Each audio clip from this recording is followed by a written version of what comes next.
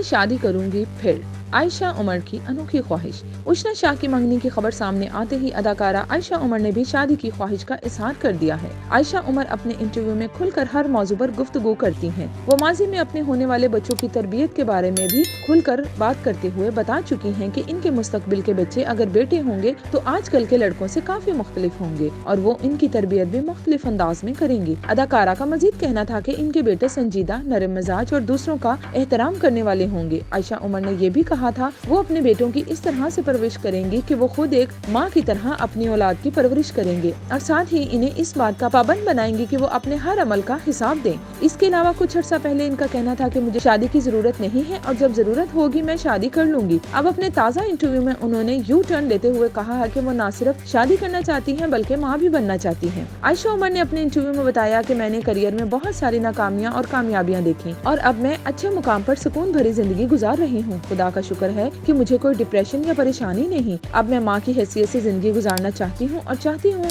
कि मेरी शादी जल्दी हो जाए और फिर बच्चे भी हों। मेरी एक ख्वाहिश ये भी है कि मैं 2 बच्चे गोद लूँ। आयशा उमर के इस बयान के बाद सोशल मीडिया सारिफीन का कहना है कि एक तरफ आयशा उमर माँ बनने की ख्वाहिशमंद है तो दूसरी तरफ वो अपनी औलाद पैदा करके बच्चे गोद क्यों लेना चाहती हैं।